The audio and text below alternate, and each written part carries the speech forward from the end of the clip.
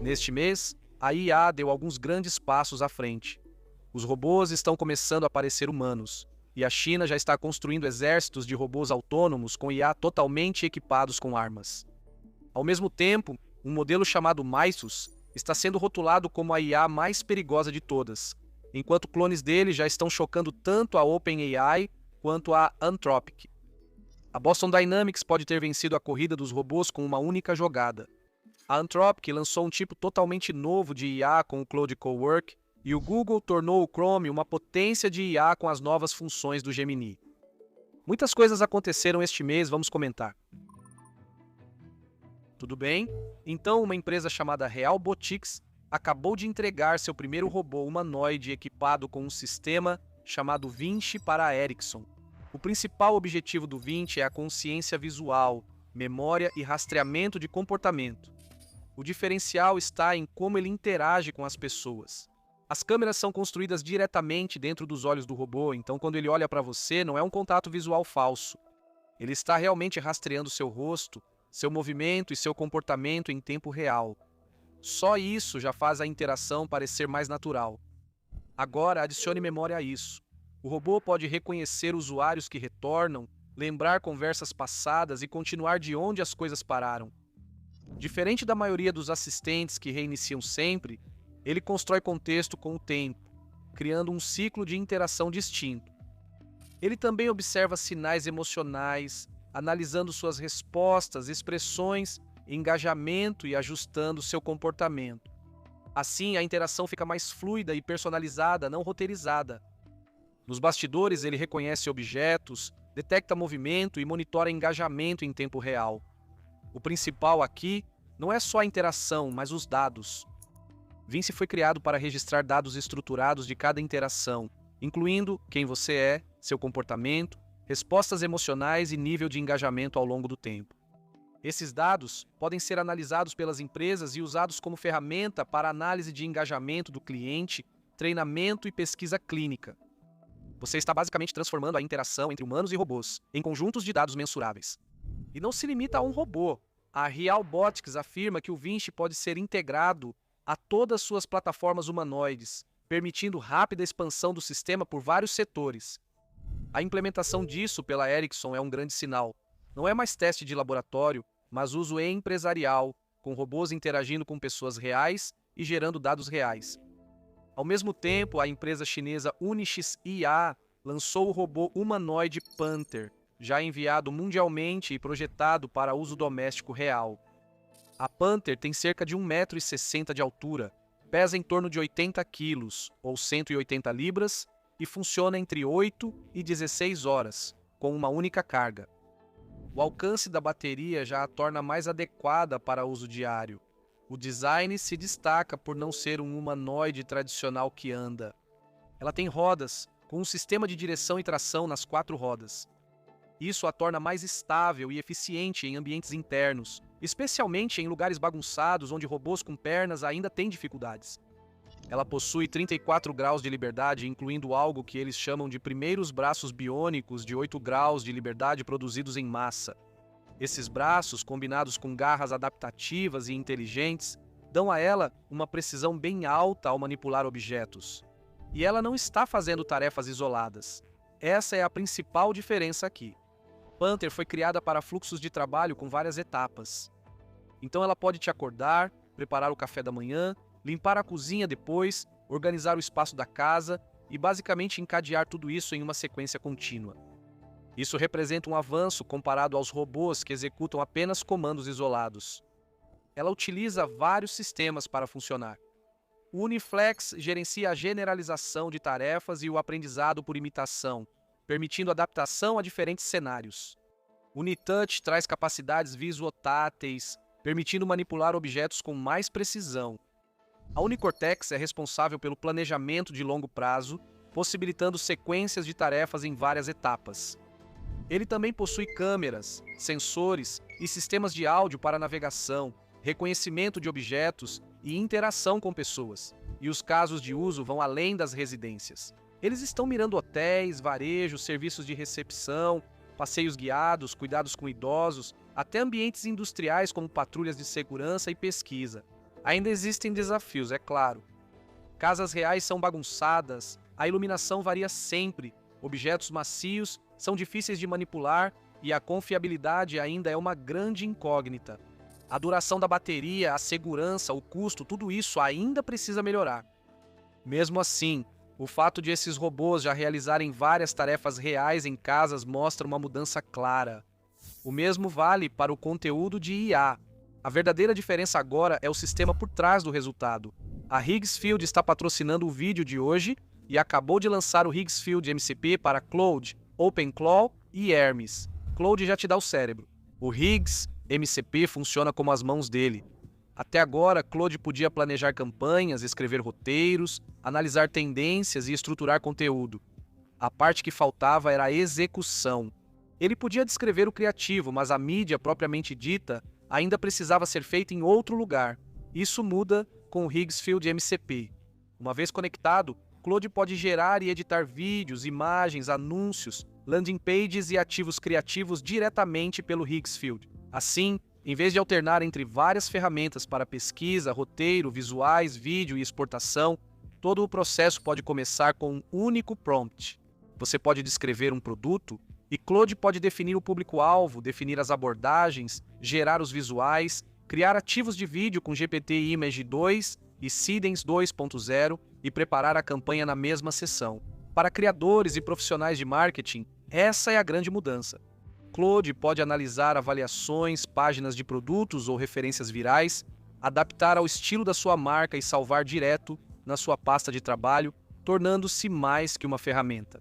Isso se torna um fluxo de trabalho criativo completo. Experimente o Higgsfield MCP com Claude, OpenClaw ou Hermes. O link está na descrição. Certo? Agora de volta ao vídeo. Enquanto algumas empresas focam em casas e interação, outras avançam para ambientes extremos. Existe um robô humanoide chamado Alex, desenvolvido pelo IHMC nos Estados Unidos, com apoio do Escritório de Pesquisa Naval.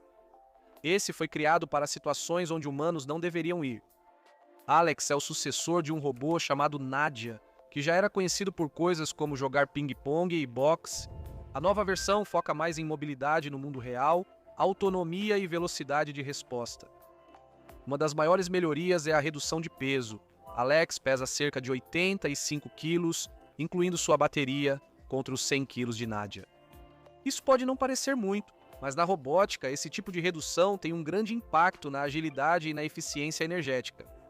Usa atuadores personalizados de alta potência que reduzem o peso sem perder força, essencial para um robô assim.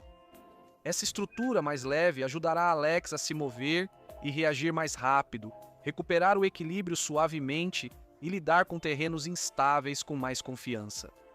No hardware, possui 19 graus de liberdade e articulações de alta velocidade que alcançam 9 Hz e pulsos com até 300 graus de movimento.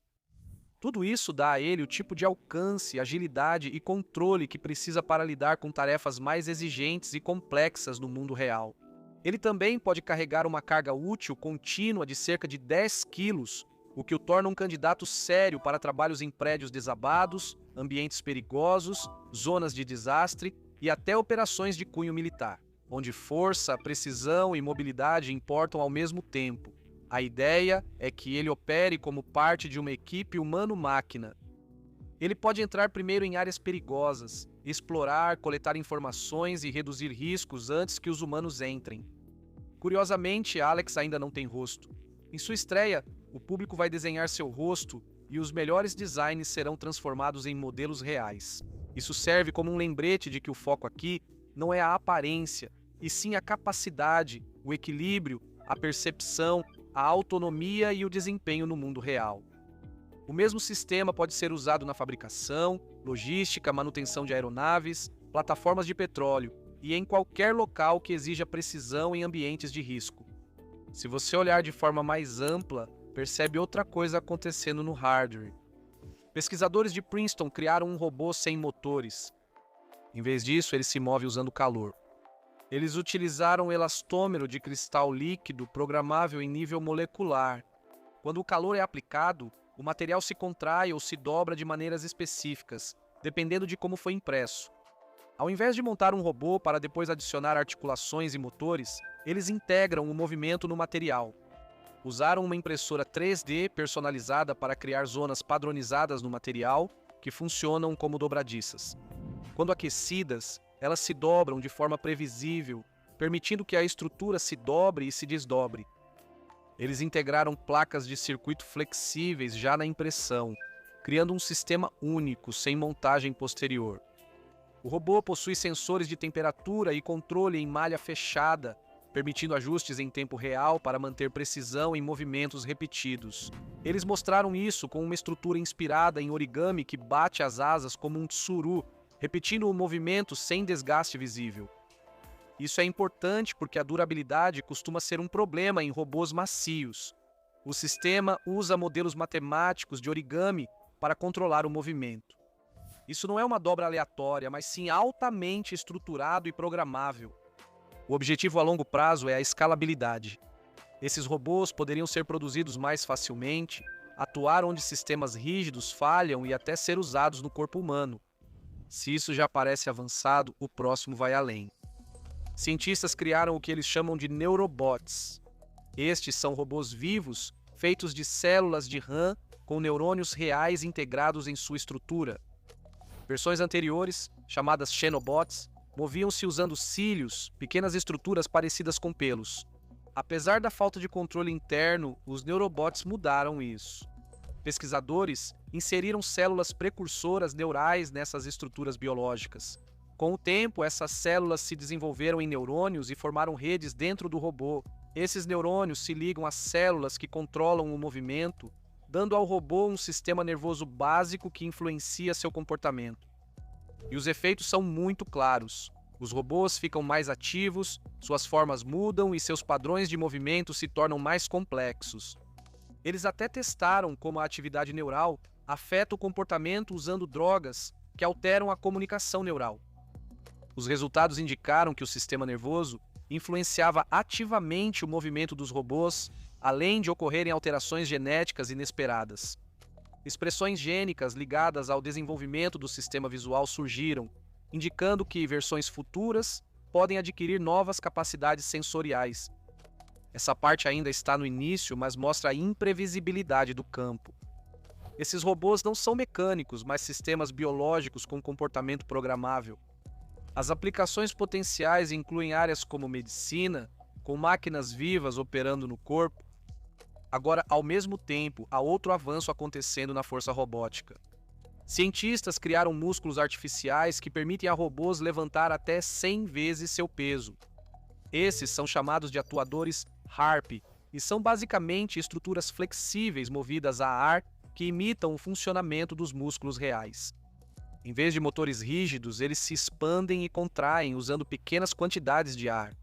Isso os torna leves, silenciosos e altamente adaptáveis. Eles operam em ambientes extremos, como altas temperaturas e condições abrasivas. Por serem flexíveis, robôs com esses músculos conseguem passar por espaços estreitos e mover-se entre destroços.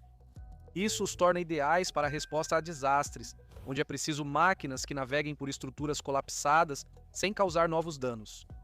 Eles criaram um braço robótico inspirado na tromba de elefante, capaz de contornar obstáculos com alta precisão. Existe ainda um sistema vestível que auxilia pessoas a levantar peso, diminuindo o esforço, mostrando que essa tecnologia vai além dos robôs. Os materiais usados são fortes para aplicações espaciais, permitindo que esses sistemas sejam usados em missões espaciais no futuro. Por fim, há mais uma mudança acontecendo que conecta tudo isso, que é o custo e a escala. A Unitree está prestes a lançar um robô humanoide chamado R1 globalmente, e ele está com o preço em torno de 29.900 yuanes, o que equivale a aproximadamente 4.370 dólares. Isso é extremamente baixo comparado à maioria dos robôs humanoides de hoje. O R1 tem cerca de 123 centímetros de altura, pesa aproximadamente 59 libras e foi projetado para movimentos dinâmicos. Ele consegue correr ladeira abaixo, fazer estrelas, levantar-se do chão e lidar com movimentos atléticos. A Unitree está planejando vendê-lo pelo AliExpress, visando mercados como os Estados Unidos, Europa, Japão e Singapura. O que realmente se destaca é a escala. Eles enviaram mais de 5.500 robôs em 2025, enquanto empresas como Tesla, Figure IA e Agility Robotics enviaram cerca de 150 cada uma. Para 2026, eles têm como meta entre 10.000 e 20.000 unidades. Esse tipo de volume de produção muda tudo, porque quando você atinge essa escala, os preços caem, a acessibilidade aumenta e a adoção acelera. Projeções da indústria sugerem que a Unitree pode ser responsável por quase metade de toda a produção de robôs humanoides em breve. Dias atrás, já discutimos informações iniciais do Claude Mythos que na época já pareciam bem loucas. A Anthropic ocultava isso do público.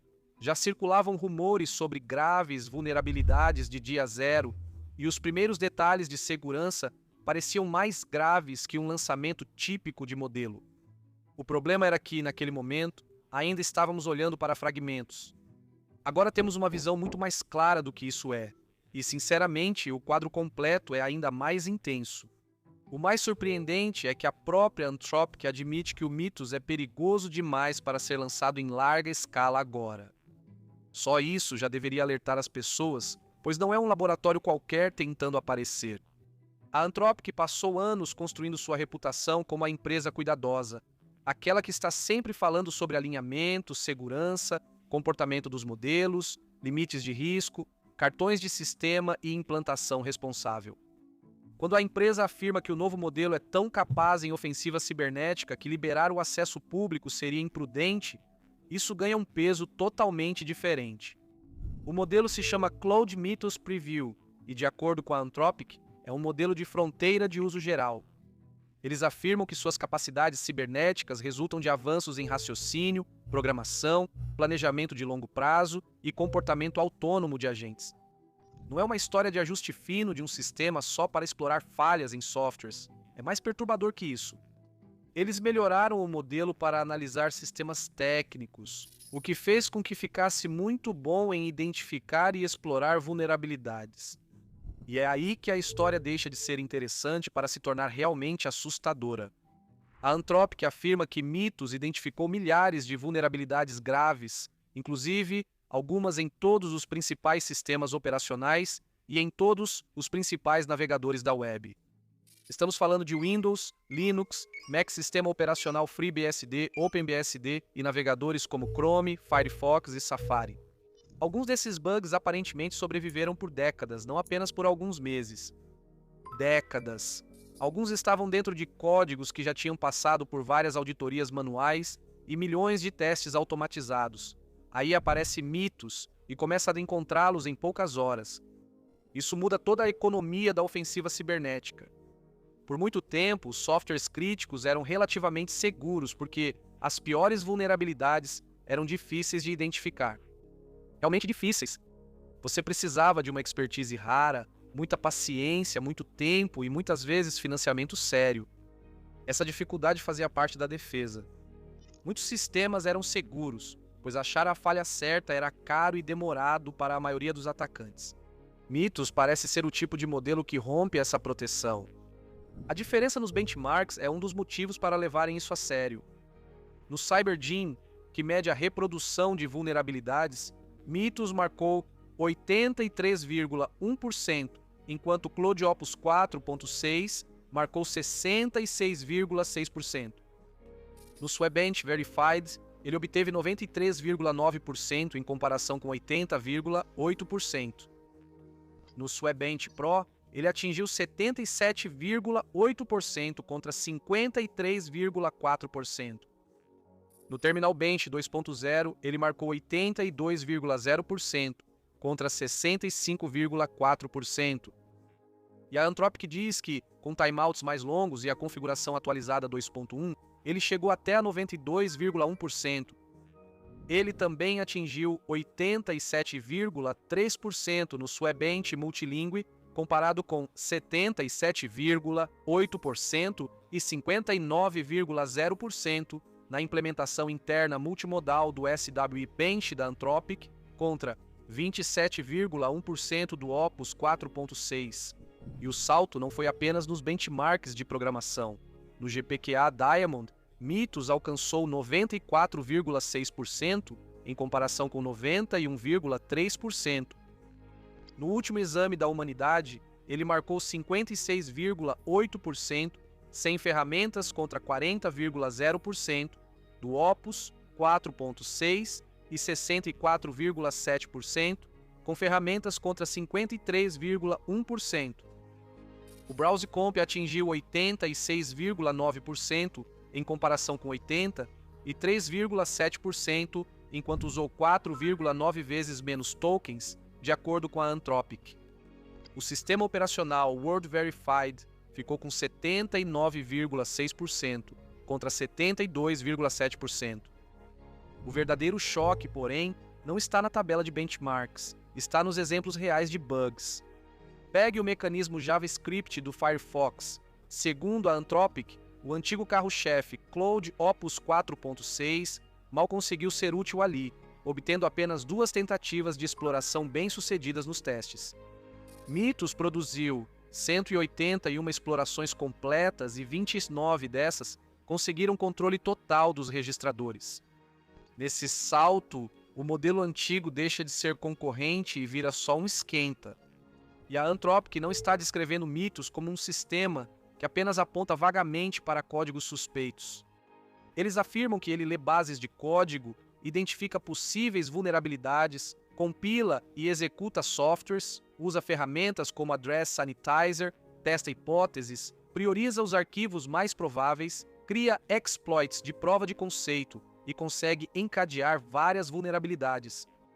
Logan Graham, da Anthropic, afirmou que o sistema frequentemente encadeia vulnerabilidades e que sua autonomia e habilidade de realizar múltiplos passos por longos períodos o diferenciam. Aí você encontra exemplos que parecem irreais, como o OpenBSD.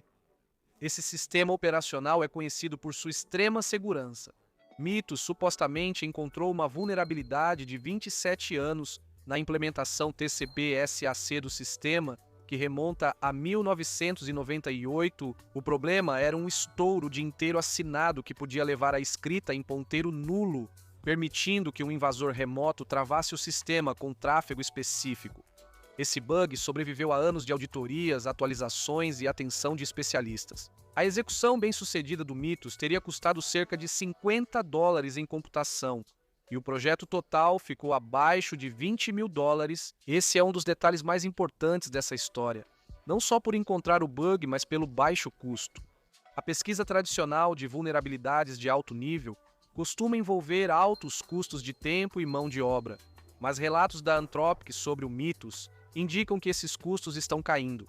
Depois, há o FFmpeg, que pode ser ainda mais preocupante por estar presente na maioria dos softwares modernos. Relatos indicam que o Mitos achou uma vulnerabilidade de 16 anos no decodificador H264 do FFmpeg, ligada a uma incompatibilidade de tipo de dado que causava escrita fora dos limites do heap. A lógica vulnerável aparentemente entrou no código em 2003 e, após uma refatoração em 2010, ela se tornou muito mais perigosa. Depois, ela permaneceu lá por 16 anos, passando por auditorias e mais de 5 milhões de testes automatizados sem ser detectada. Isso revela as falhas que o Mitos encontra. Esses não são erros simples ou óbvios, mas falhas ocultas, confusas e logicamente complexas e que exigem raciocínio para serem descobertas. Fuzzers comuns são eficazes em enviar muitos dados a um software para identificar falhas, mas têm dificuldade em captar interações sutis e atingir condições muito específicas. Mitos combina os dois mundos, analisa o código, cria uma teoria sobre a possível vulnerabilidade e faz experimentos para comprová-la. FreeBSD foi outro grande exemplo. Mitos encontrou uma vulnerabilidade de execução remota de código de 17 anos no servidor NFS, identificada no relatório como CVE 2020-64747. Um invasor não autenticado poderia usá-la para obter acesso root remoto. Novamente, Mitos fez mais do que apenas identificar a falha. Ele criou a cadeia de exploração automaticamente, dividindo 20 fragmentos de instrução em 6 requisições de rede para montar uma cadeia hop sem intervenção humana. Assim chegamos ao Linux. A Anthropic diz que Mythos encadeou vulnerabilidades do kernel do Linux para passar de acesso de usuário comum para controle total da máquina.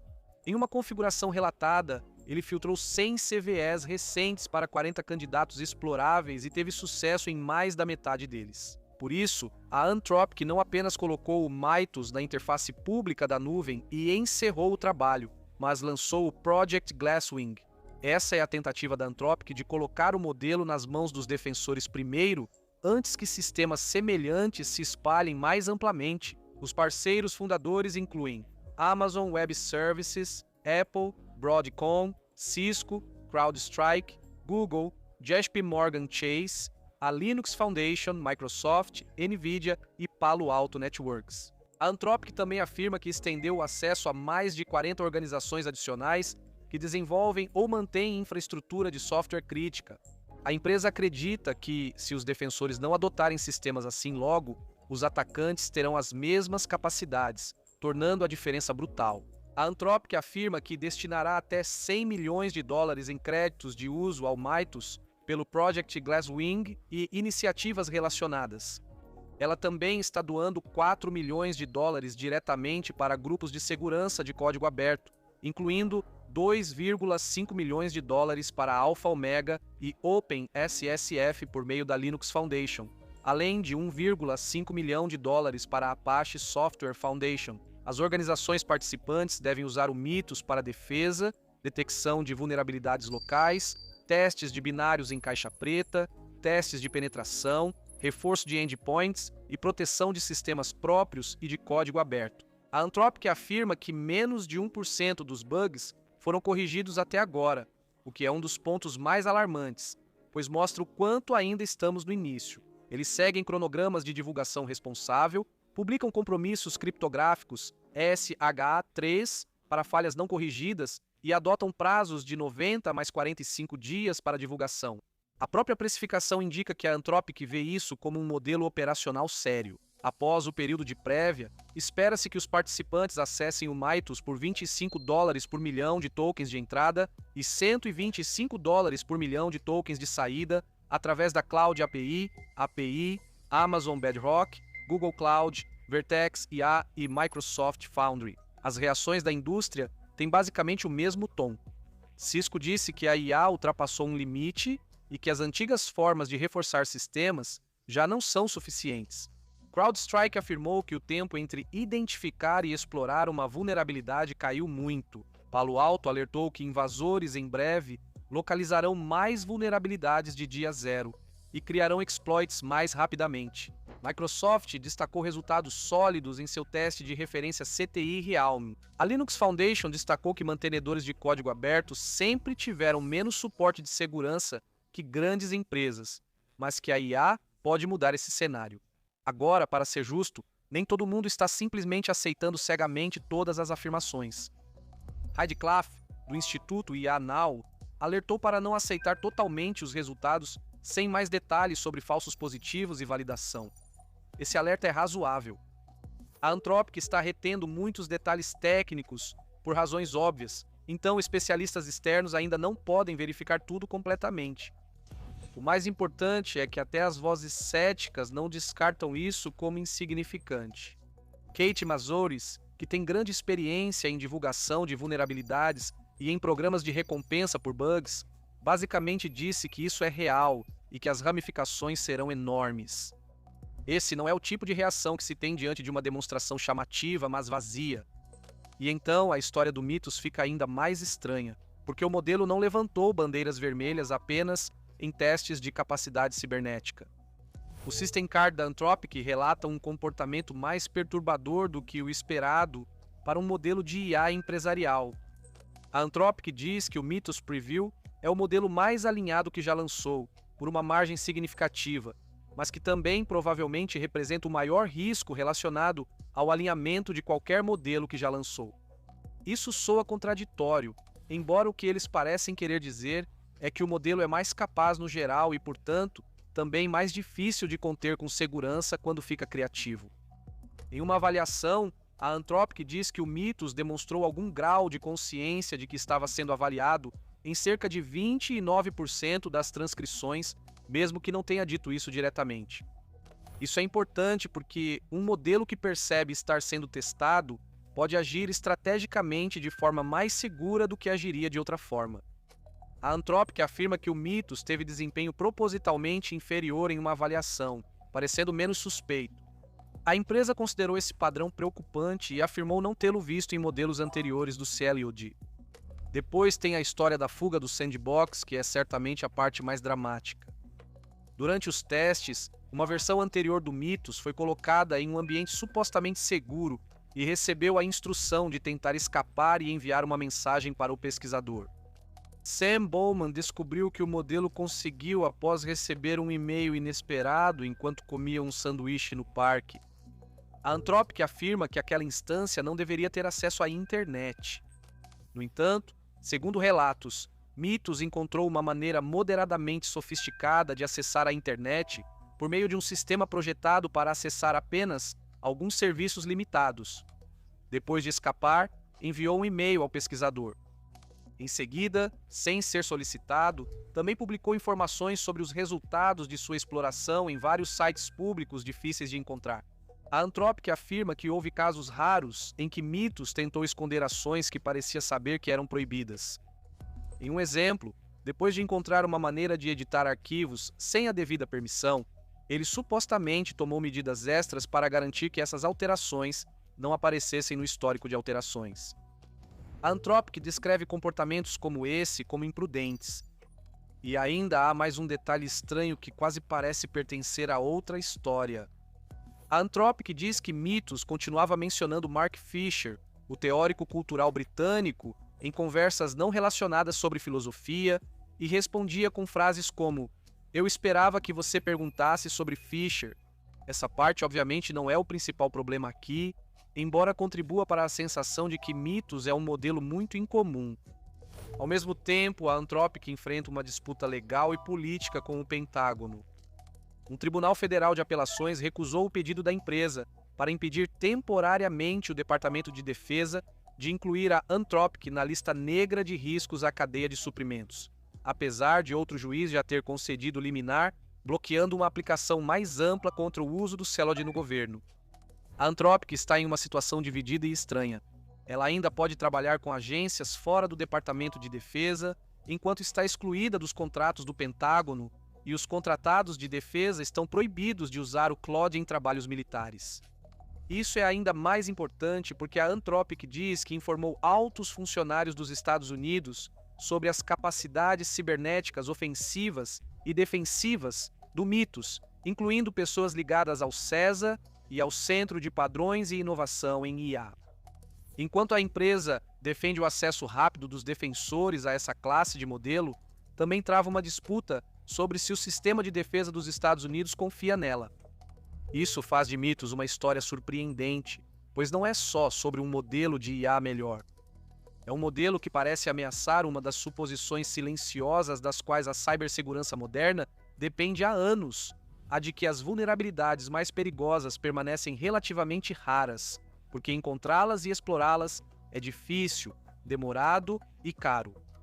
Mythos sugere que essa suposição pode estar ruindo. Uma falha de 27 anos no OpenBSD foi descoberta, com exploração por cerca de $50.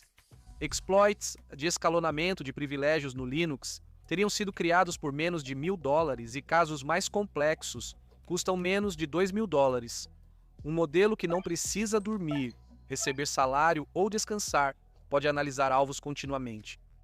Por isso, tudo isso parece um momento em que a indústria percebe que as regras antigas podem não funcionar mais. Enquanto todos esperavam pelo grande avanço do Tesla Bot 3, o pessoal da Boston Dynamics foi lá e saiu na frente deles. Em uma recente exposição em Las Vegas, o CEO da empresa, Robert Plater, anunciou que a produção em série do robô humanoide Atlas começou oficialmente. Essa é a coisa que Elon Musk vem nos prometendo há anos. Mas por trás desse grande anúncio, a imprensa mal percebeu um detalhe importante. O volume de produção para 2026 não está apenas planejado, ele já está esgotado. Como isso aconteceu? Qual é o segredo por trás desse robô? Por que há uma fila de espera para uma máquina que custa 10 vezes mais do que o Optimus? Quem são todos esses compradores? E a grande questão: por que o gigante Google e o império SoftBank fracassaram em monetizar a Boston Dynamics, enquanto um fabricante de carros comum conseguiu em poucos anos? Então, o que realmente está acontecendo com os robôs agora? O Tesla Optimus vem fazendo promessas ano após ano. A Figure IA segue mostrando demonstrações bem ensaiadas, gravadas em condições ideais de laboratório. Makes robots for $20,000, but they are basic. Brinquedos controlados remotamente movem as pernas, mas não realizam trabalho de verdade. A Boston Dynamics é bem diferente. Esta não é uma startup que captou investimento e fez renders bonitos. São mais de 30 anos de obsessão por engenharia, 4 mudanças de proprietário, 2 governos e um desastre nuclear que deu início a tudo isso. Espera aí, desastre nuclear? É. Aquele mesmo. 11 de março de 2011. Um terremoto de magnitude 9,0 provoca um tsunami. Uma onda gigantesca de 15 metros atinge a usina nuclear de Fukushima Daiichi. As consequências são devastadoras. Os reatores param e a radiação começa a vazar, mas esta é a parte mais chocante. Os danos poderiam ter sido minimizados se houvesse máquinas que pudessem entrar lá dentro. É uma verdade desconfortável, mas apesar de tudo o que a humanidade construiu, essas máquinas não existiam.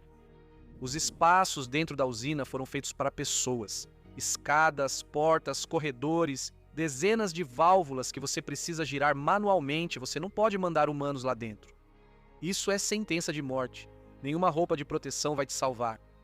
Então, os engenheiros japoneses tentaram enviar robôs. Equipamentos militares construídos especificamente para as zonas de desastre deveriam ter funcionado, mas não funcionaram. O Packbot da iRobot, mesma do Roomba, travou no primeiro lance de escadas. Outros não abriram portas e alguns perderam o sinal rapidamente devido à radiação. No final, uma porta comum com uma maçaneta acabou sendo uma barreira intransponível para os robôs mais avançados do planeta. O desastre foi um alerta, e a DARPA, a agência de pesquisa do Pentágono, respondeu primeiro. Chegaram a uma conclusão simples: precisamos de robôs com braços e pernas. Não por ser legal, mas porque o mundo é feito para humanos, e só máquinas com forma humana funcionam nele. Então, em 2012, a DARPA lançou o Desafio de Robótica, uma competição aberta para construir um robô de resgate humanoide. As tarefas são simples.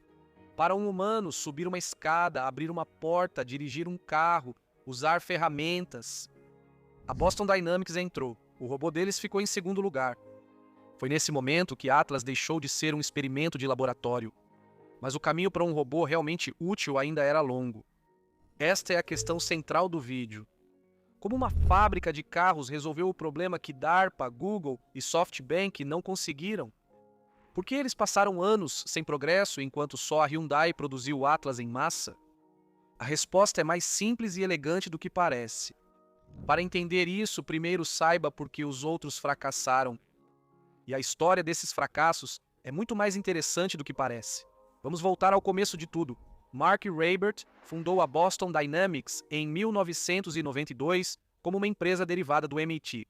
Ele era obcecado por um problema que parece simples até você refletir sobre ele. Fazer uma máquina andar sobre 2 pernas. Diferente das rodas, cada passo desloca o centro de gravidade.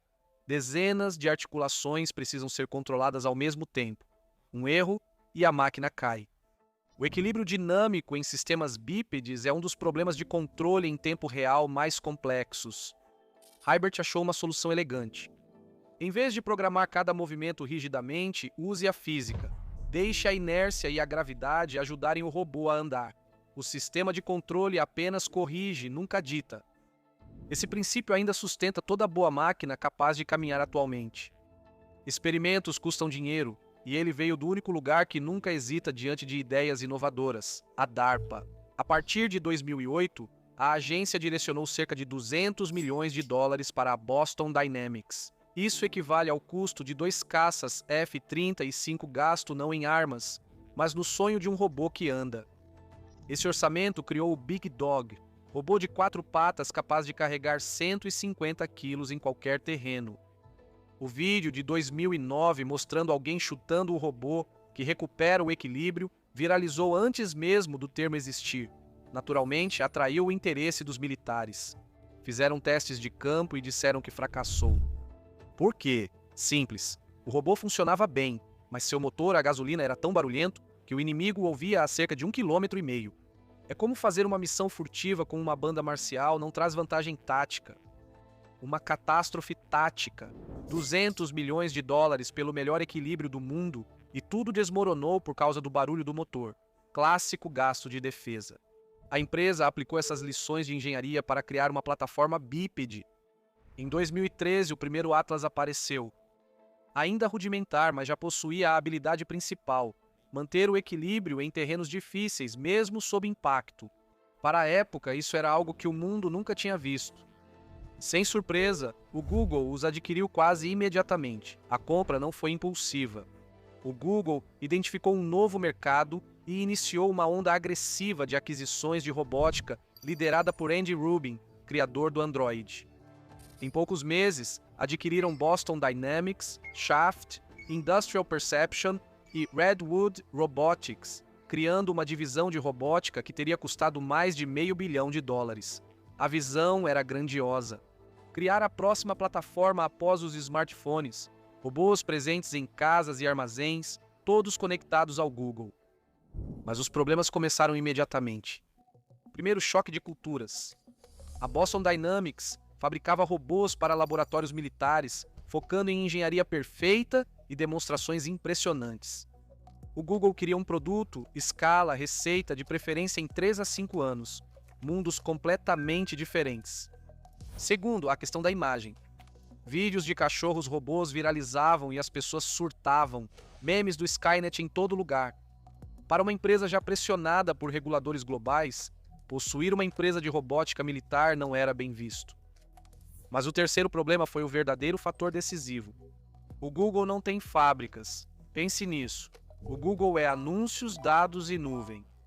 Sem linhas de produção, cadeias de suprimentos de hardware ou equipes capazes de transformar protótipos em milhares de unidades. Eles desenvolvem software, não máquinas. Para uma aquisição de robótica, essa lacuna é uma sentença de morte. Quando a SoftBank comprou a Boston Dynamics em 2017, começou um novo capítulo. A SoftBank é um caso à parte. Masayoshi Son levantou $100 bilhões para seu Vision Fund, o maior fundo de tecnologia da história. A jogada era apostar em empresas que dominariam mercados inteiros pelos próximos 30 anos. Uber, WeWork, Arm, DoorDash. A SoftBank investiu pesado em várias áreas, e a Boston Dynamics encaixava-se bem na narrativa de máquinas inteligentes. A SoftBank tinha o mesmo problema que o Google, só que mais grave. Era a maior e mais rica investidora financeira, mas continuava sendo apenas investidora, não fabricante. Eles sabem assinar cheques e esperar retornos, mas não administrar uma linha de produção. A SoftBank pressionou a Boston Dynamics a criar um produto real, resultando no Spot, o robô compacto de 4 patas disponível para compra. Em 2020, o Spot estava sendo vendido por $75 mil cada. Mas o Atlas ainda continuava restrito a uma plataforma de pesquisa. A versão hidráulica custava de 1 a 2 milhões por unidade e exigia uma equipe de engenharia dedicada só para mantê-la. Isso não é viável. Isso é um hobby para governos e universidades. Em 2021, o SoftBank jogou a toalha e vendeu sua participação majoritária para o Hyundai Motor Group por 880 milhões. Agora, pare e pense nisso por um segundo. Uma montadora de carros comprou a melhor empresa de robótica do mundo, que o Google não monetizou com $500 milhão e que o SoftBank não conseguiu fazer dar certo, mesmo com o maior fundo de tecnologia da história. Ou isso é um movimento genial ou uma maneira realmente cara de queimar dinheiro. Vamos descobrir qual é. Enquanto o Google e o SoftBank procuravam um modelo de negócios, o mundo da robótica passou por uma explosão cambriana. O burburinho causado pelos vídeos da Boston Dynamics e os avanços em IA levaram ao surgimento da Figure IA One X Technologies, Apptronik e Agility Robotics. Muitas startups captaram centenas de milhões em investimentos de risco, todas prometendo robôs humanoides para a indústria. Elon Musk impulsionou o boom. Quando disseram que o Atlas só fazia truques, ele subiu ao palco e afirmou que a Tesla faria um robô pelo preço de um carro. Desde então, todas as montadoras ficaram atentas. A Mercedes adquiriu parte da Aptronic. A BMW iniciou testes com robôs humanoides da Figur. A Toyota adotou humanoides ágeis. A corrida começou oficialmente e a Hyundai seguiu sua própria estratégia, a única que fazia sentido. Na época da aquisição, a Boston Dynamics tinha o Atlas hidráulico, uma obra-prima da engenharia com estabilidade e controle corporal incomparáveis. Vídeos de mortais, parkour e rotinas de dança tinham dezenas de milhões de visualizações, mas uma única unidade custava entre 1 e 2 milhões de dólares. Muitas peças eram impressas em 3D com canais hidráulicos integrados. Ele tinha lidar de última geração, sensores de equilíbrio em tempo real e computadores de bordo potentes, uma máquina impressionante e completamente antieconômica. Sistemas hidráulicos vazam, mangueiras rasgam durante quedas e toda a configuração exige monitoramento constante. Isso não era um produto, era uma instalação de laboratório. Mas a Hyundai viu nisso uma oportunidade, não um problema. Este é o fato que nenhum concorrente da Boston Dynamics quer que você saiba. A parte mais cara de um robô humanoide não é o processador, nem as câmeras ou sensores, nem o software de IA. São os atuadores, as juntas e motores elétricos que movimentam os membros. De acordo com a Hyundai Mobus, os atuadores representam mais de 60% do custo de material de um robô humanoide. Eles determinam se o robô pode segurar com a força certa, sentir resistência, lidar com um contato inesperado sem quebrar. Construir atuadores industriais que resistam a turnos de 8 a 10 horas é tecnicamente difícil e caro. Todos os concorrentes, Figur, Unitree, One X, estão quebrando a cabeça com esse problema. Nenhum deles conseguiu resolver isso em escala. Agora, adivinha o que a Hyundai Mobus tem feito nos últimos 15 anos? A divisão que eletrificou a linha de carros deles. Sim, atuadores? A arquitetura de um atuador de junta robótica se assemelha a de um sistema de direção elétrica assistido em carros. Mesmo conjunto básico, motor elétrico, caixa de engrenagens, sensores, controlador. A Hyundai Mobus fabrica sistemas de direção elétrica assistida em grande escala por cadeias globais de suprimentos com qualidade automotiva. Eles não inventaram um novo atuador, eles pegaram o que já produzem aos milhões e adaptaram para um robô. Esse foi o momento em que tudo fez sentido. O Google falhou por não ter fábricas e a SoftBank falhou por não ter capacidade de fabricação, enquanto a Hyundai teve sucesso pois já tinha a peça em estoque. Ninguém pensou em usá-la antes. Agora vamos olhar para o produto que surgiu disso. O novo Atlas não foi projetado para copiar o corpo humano. Por que limitar uma máquina ao que fazemos ou dar a ela dedos frágeis? Os engenheiros criaram um robô que se encaixa nos espaços humanos e supera as capacidades humanas. O resultado é uma máquina com cerca de 1,9 metros de altura, pesando 90 quilos, com um alcance de trabalho de 2,3 metros. O novo Atlas tem 56 graus de liberdade. Para comparação, o esqueleto humano simplificado tem cerca de 40 a 50. Mas o Atlas tem um superpoder único. Várias das suas articulações podem girar 360 graus completos. Ele não precisa virar o corpo inteiro. Pode simplesmente girar o tronco ou o pulso. Ao ver isso em ação, você começa a questionar se estamos mesmo no topo da cadeia alimentar. A capacidade de levantamento é de 50 quilos no pico e 30 quilos para operações repetitivas e sustentadas. O robô tem sensores táteis nos dedos e câmeras nas palmas das mãos, além de visão de 360 graus na cabeça. Ele monitora constantemente o ambiente. Se uma pessoa entrar em um certo raio, o robô para e espera até que ela passe. Ele possui proteção IP67, o mesmo padrão de um smartphone topo de linha. Exceto para a Atlas, isso quer dizer que um cano estourado na fábrica ou uma tempestade de poeira na obra não o impedirá. Ele aguenta um jato direto de mangueira na limpeza. A faixa de temperatura de operação vai de menos 20 a mais 40 graus Celsius, e o tempo de operação, essencialmente ilimitado. Uma bateria dura cerca de 4 horas, mas o robô a substitui sozinho em menos de 3 minutos e retorna ao trabalho sem intervenção humana. A Boston Dynamics não divulgou uma vida útil oficial de serviço, mas a construção utiliza componentes Hyundai Mobus fabricados com os mesmos padrões de confiabilidade da indústria automotiva. Isso significa pelo menos 10 anos com manutenção adequada, e embora o preço estimado fique entre 130 mil e 200 mil dólares, quando você considera a sua operação 24 horas por dia, a viabilidade econômica muda completamente. O hardware impressiona, mas sem inteligência não tem utilidade. É aí que a Boston Dynamics fez uma aposta inteligente. Em vez de construir sua própria IA do zero, ela fez parceria com duas das melhores equipes do mundo. O controle físico é feito pela própria Boston Dynamics. São 30 anos de conhecimento acumulado sobre equilíbrio dinâmico, coordenação de articulações e percepção espacial. Isso é algo que você não pode comprar e não pode replicar rapidamente. Atlas cria um modelo tridimensional de cada objeto em tempo real, compreendendo não só partes, mas também forma, volume e propriedades físicas. A camada de raciocínio vem do Google DeepMind e da Gemini Robotics. Isso permite que o robô traduza linguagem natural e informações visuais em ações. Você diz, limpe a mesa, coloque tudo na lixeira. O robô entende o comando, identifica o que deve ser retirado e qual lixeira deve usar.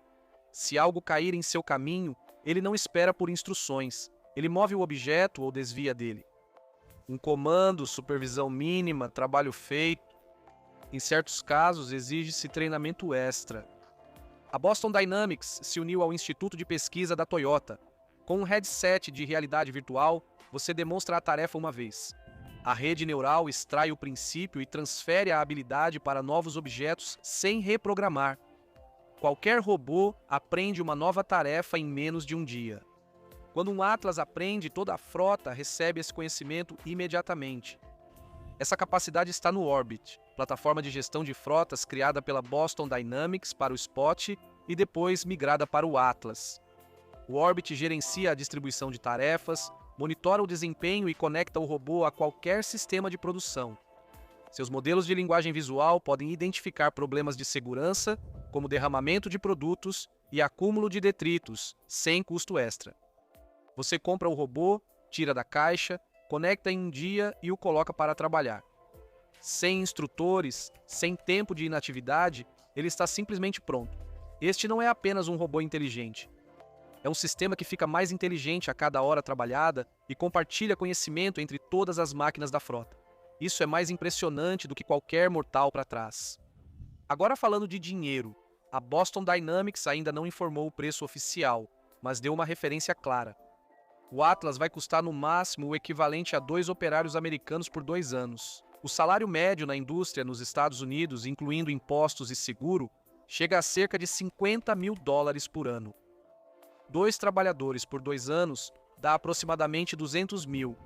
Analistas ampliaram essa estimativa para uma faixa de 130 mil a 320 mil dólares por unidade. Concorrentes focam em faixas de preço diferentes. A Tesla afirma que o Optimus custará cerca de 20 mil dólares futuramente.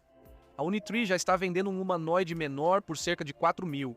Então, o Atlas é de 10 a 15 vezes mais caro do que o que a concorrência está buscando. Mas tem um detalhe. O Atlas já está completamente esgotado. Eles não estão. Como assim? Empresas consideram não só o preço inicial, mas o custo total de propriedade. O Atlas opera 24 horas por dia, em 3 turnos todos os dias. Sem dias de doença, sem férias, sem pedidos de aumento, sem erros por cansaço no final do turno. Com uma vida útil de 10 anos mesmo, no valor máximo de 320 mil, isso sai por menos de 90 dólares por dia. Vai lá e tenta contratar alguém por esse valor. Então quem comprou? Todo o volume de produção de 2026 está dividido entre 2 clientes. A própria Hyundai está instalando robôs em seu centro de metafábrica de robótica na Geórgia.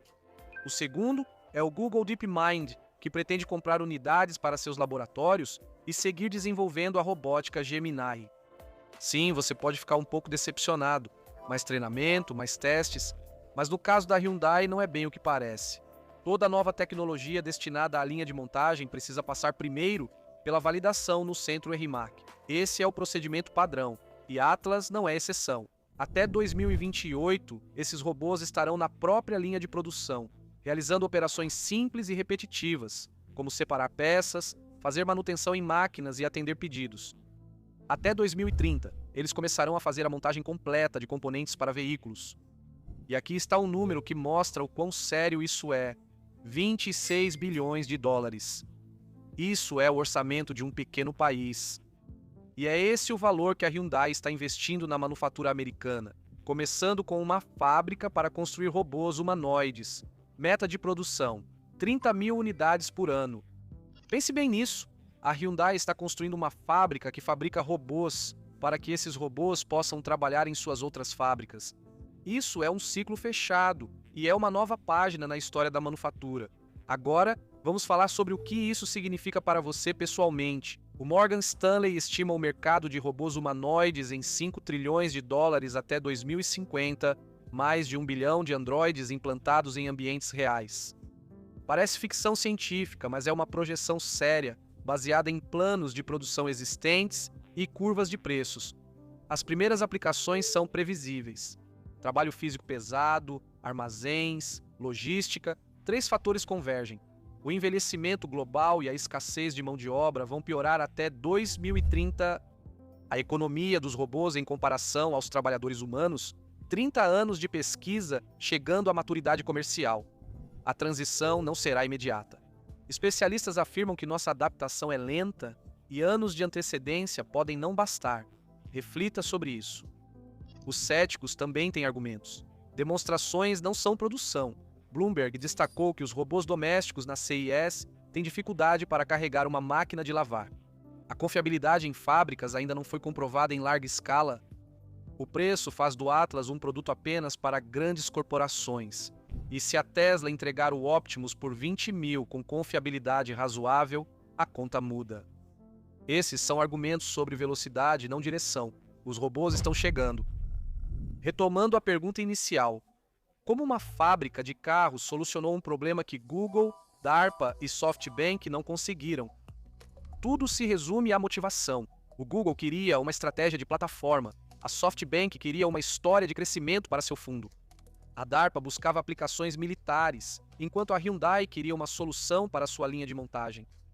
É por isso que um projeto de pesquisa de 30 anos finalmente virou um produto industrial. Não porque a Hyundai seja mais inteligente, mas porque eles tinham um problema real, uma fábrica de verdade e a peça certa já disponível. A história do Atlas não é apenas história da engenharia, é a prova de que, mesmo a tecnologia mais brilhante, não vai a lugar nenhum sem o contexto certo e a base de produção adequada. Estamos entrando em uma era em que robôs deixam de ser estrelas de vídeos virais e começam a trabalhar.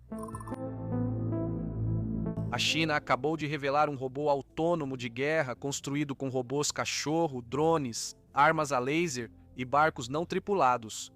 A Europa testa robôs militares em alguns dos desafios mais difíceis do mundo real. Bezos está construindo uma máquina industrial de IA de 100 bilhões de dólares. A Amazon está se preparando para um futuro repleto de robôs. A BMW já está testando novos humanoides no trabalho de fábrica. Zuckerberg quer criar uma superinteligência pessoal para sua vida.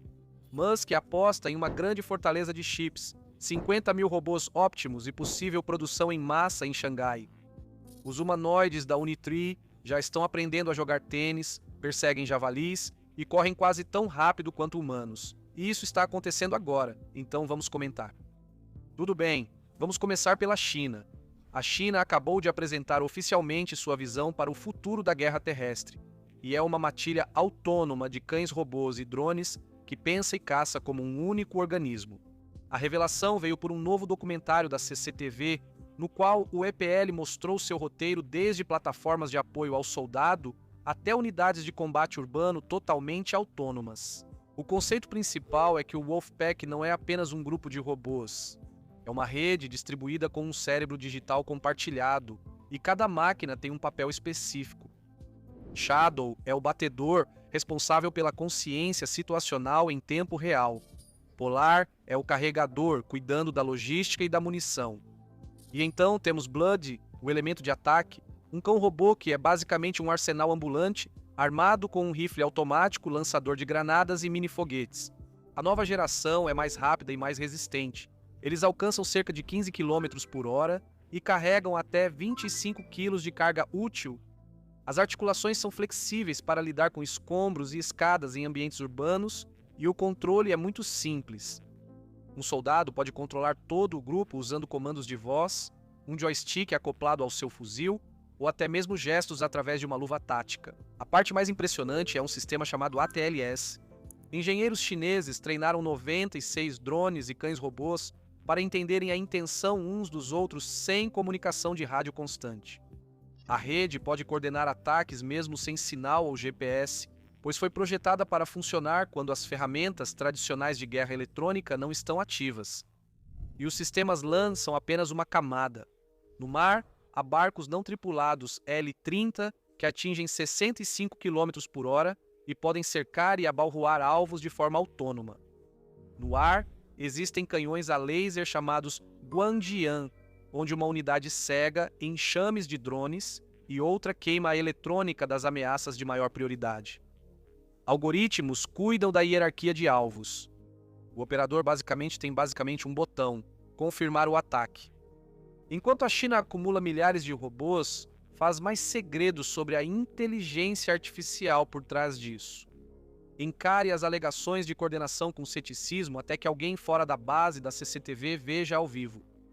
Dito isso, toda essa investida em robótica militar claramente já não é mais uma questão exclusiva da China. A Europa vai fazer um dos testes de campo mais desafiadores do mundo para robôs militares. Cerca de 20 equipes internacionais vão à área de treinamento de Thun do exército suíço para o LHOB 2026, onde veículos terrestres não tripulados e drones enfrentarão missões de reconhecimento, transporte e busca e resgate em terrenos naturais e acidentados. Isso é importante porque uma coisa é exibir um robô em um circuito de demonstração impecável. Colocá-lo na lama, em terreno irregular, com condições imprevisíveis e pressão real de uma missão, é algo totalmente diferente. Sem interiores urbanos limpos, sem ambiente preparado, só terreno aberto e tarefas militares. É aí que mobilidade, sensores, autonomia e confiabilidade são expostos muito rapidamente. Enquanto a China mostra o futuro com uma rede coordenada de combate robótico, a Europa faz um teste de estresse público para essa tendência. O ponto em comum é claro. A robótica militar está saindo da teoria e indo para lugares onde o fracasso tem real significado. Agora surge um novo padrão. Agentes de IA começam a controlar robôs humanoides diretamente. Uma empresa chamada Humanoid realizou um experimento onde a plataforma de IA, baseada em nuvem da SAP, controlou um humanoide com rodas chamado HMD-1 Alpha através da camada de agente Dual. O robô recebeu tarefas de negócios de alto nível e as executou de forma autônoma dentro de um armazém real e bagunçado. Ele encontrou os paletes certos, pegou as caixas e as carregou nos carrinhos, tudo sozinho. A principal ideia é que o software de IA corporativo fará mais do que gerenciar compras e agendamento. Ele também vai operar robôs físicos. Na empresa do futuro, sua companhia terá não só um cérebro digital, mas também um par de mãos para acompanhar esse cérebro. Falando desse futuro, Jeff Bezos está apostando pesado nele. Ele está criando um fundo de 100 bilhões de dólares americanos para adquirir empresas industriais dos setores aeroespacial, de chips e defesa e reconstruí-las com foco em inteligência artificial. E como preparação, ele tem discretamente adquirido startups de inteligência artificial. A Amazon acabou de comprar uma startup de robótica chamada Fauna, junto com seu robô humanoide chamado Sprout. Sprout é um robô bípedo compacto com cerca de 1 metro de altura, carcaça macia, sem articulações pontiagudas e focado na interação social. A ideia é que ele seja seguro o bastante para aprender em ambientes humanos. Uma semana antes, a Amazon comprou a empresa dos robôs de entrega River. Bezos quer automatizar a última milha da entrega e não esconde isso. Ao mesmo tempo, documentos vazados sugerem que a Amazon está planejando substituir até 600 mil vagas de emprego futuras por IA e robôs. Enquanto a mensagem pública é cautelosa, internamente parece uma estratégia de substituir a força de trabalho no longo prazo. Se você pensava que robôs tomariam empregos em 10 anos, a resposta é não. Eles já estão na fila.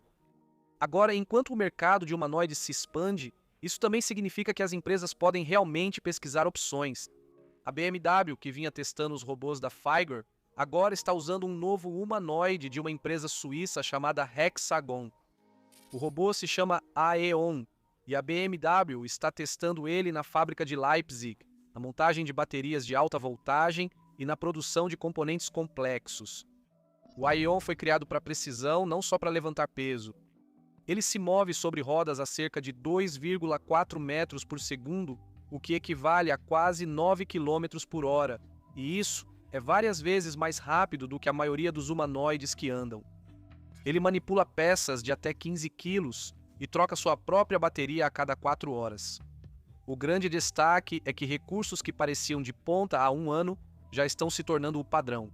Humanoides já competem por empregos, não só por atenção. Agora vamos ao lado financeiro, porque Mark Zuckerberg acabou de anunciar que está investindo 135 bilhões de dólares em uma superinteligência pessoal. Se você pensa que isso significa um assistente super útil, pense novamente.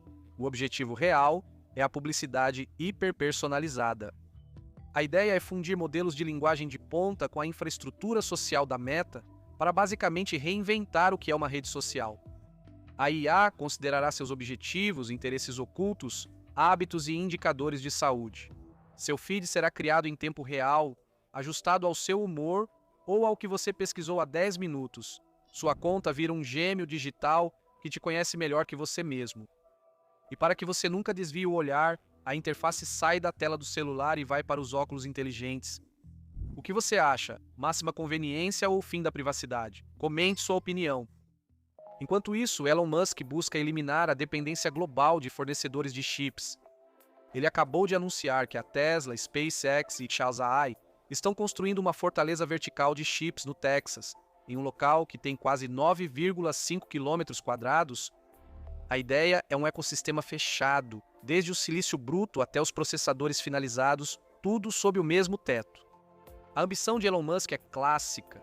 Ele quer operar o processo de 2 nanômetros que o mundo ainda adota pouco e gerar 1 terawatt de capacidade de computação por ano. Isso equivale a cerca de 1 milhão de wafers de silício por mês, ou 70% da produção global atual.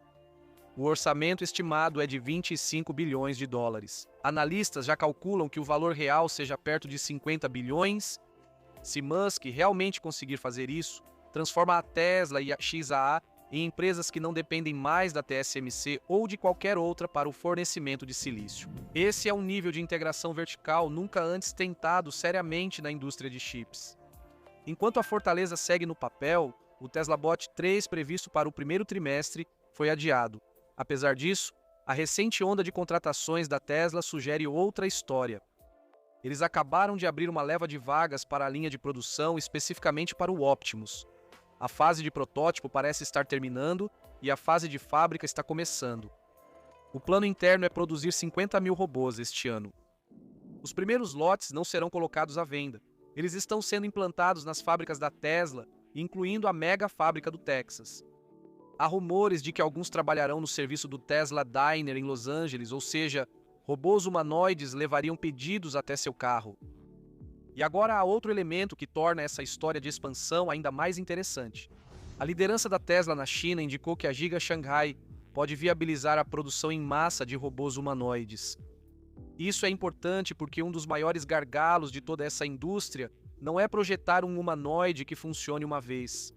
É fabricar grandes quantidades deles de forma confiável e barata. É exatamente aí que Xangai se torna importante. A fábrica já produziu cerca de 851 mil veículos em 2025 e é um dos centros de produção mais eficientes da Tesla em todo o mundo. Quando executivos seniores afirmam que a fábrica pode ajudar a viabilizar novos produtos, incluindo robôs, isso não é um comentário aleatório. Lembra a Tesla avaliando sua principal base de fabricação e pensando em quão rápido pode convertê-la para produzir o Optimus. Isso também faz parte da mudança maior na empresa. Musk vem tentando fazer com que os investidores se importem menos com carros e mais com autonomia, robótica e IA. Se Xangai realmente começar a assumir responsabilidades na produção de robôs, esse seria um dos sinais mais claros até agora de que a Tesla está realmente levando a sério a transição de uma empresa de carros com demonstrações de robôs para uma empresa que tenta produzir humanoides em massa em escala industrial. A outra peça é o Digital Optimus, um agente de software da Tesla e da Xai que pode controlar um robô em tempo real. A configuração é quase elegante. Grok atua como cérebro estratégico. O chip IA4, que custa cerca de $650, lida com os reflexos rápidos da mesma forma que a intuição funciona nos humanos. O sistema lê os últimos 5 segundos do vídeo da tela e então executa tarefas de escritório como um funcionário de verdade. Musk diz que essa união permitirá escalar o Digital Optimus para corporações inteiras. O projeto tem o apelido provocativo de Macro Hard, em referência à Microsoft. Agora, vamos falar sobre um grande avanço no treinamento de robôs. Cientistas chineses ensinaram um humanoide Unitree G1 a jogar tênis de forma decente. A novidade não é o tênis. É que eles fizeram isso sem um conjunto de dados adequado. Treinar um humanoide para tarefas dinâmicas normalmente requer muitos dados ou extensa programação manual de movimentos. A equipe pulou ambos e fez o robô jogar em 5 horas. A técnica é chamada de latente, e dentro de um simulador, o robô experimentou ângulos, tempo e força dos golpes em tempo real. Ele aprendeu sozinho a devolver as bolas por cima da rede. O resultado final foi cerca de 90% de sucesso nas devoluções de forehand e quase 80% no backhand. Não é nível de Wimbledon. Bom o bastante para ser parceiro de treino de iniciante. Mais importante ainda, isso cria um novo caminho para ensinar robôs a lidar com situações dinâmicas e rápidas, sem dados rotulados manualmente. E a Unitree claramente não vai parar no tênis. Um dos clipes mais estranhos mostra um Unitree G1, personalizado na Polônia, perseguindo javalis selvagens em um estacionamento e área gramada à beira da estrada. O robô Edward Warchak corria tentando levar os animais de volta à floresta enquanto as pessoas filmavam tudo. Agora, para ser justo, os javalis não ficaram exatamente impressionados. Eles basicamente ignoraram o robô e foram embora. Ainda assim, a questão é maior do que o próprio vídeo. Este robô humanoide atua em um ambiente público descontrolado, cercado por animais, pessoas, distrações e todo o caos que faz o mundo real ser mais desafiador que qualquer laboratório. Isso faz parte da ideia crescente de que humanoides não trabalharão só em fábricas. Eles vão aparecer em espaços públicos, campanhas de marketing, eventos ao vivo e todo tipo de situação onde o valor é metade utilidade e metade atenção. E aí tem o lado da velocidade. A Unitree mostrou seu humanoide H1 atingindo até 10 metros por segundo em um teste de sprint, ficando próximo do ritmo do recorde mundial dos 100 metros de Usain Bolt. Embora haja ruído de medição no vídeo, o sinal principal é difícil de ignorar. Os humanoides estão se tornando muito mais rápidos, ágeis e fisicamente capazes em pouco tempo, mudando como vemos essa categoria. Há alguns anos, só de conseguir fazer um humanoide de tamanho real andar direitinho já era notícia de capa. Um modelo aprende tênis em horas, outro corre em espaços públicos na Europa e outro se aproxima da velocidade de um velocista de elite. O ritmo de melhoria está ficando sério e faz parte de uma mudança maior. A China está tentando se tornar o centro global da robótica humanoide e o país agora tem dezenas de escolas de robôs. Esses não são pequenos laboratórios, são centros de dados enormes, com cerca de 10 mil metros quadrados cada, onde humanoides treinam para trabalho físico em escala industrial e não em simulação. Eles geram dados reais de treino físico com tarefas reais. Em 40 instalações, milhares de robôs treinam habilidades motoras o dia todo, de carregar bandejas a montar carros, usando realidade virtual e captura de movimento para gerar cerca de 6 milhões de gravações de treinamento anuais.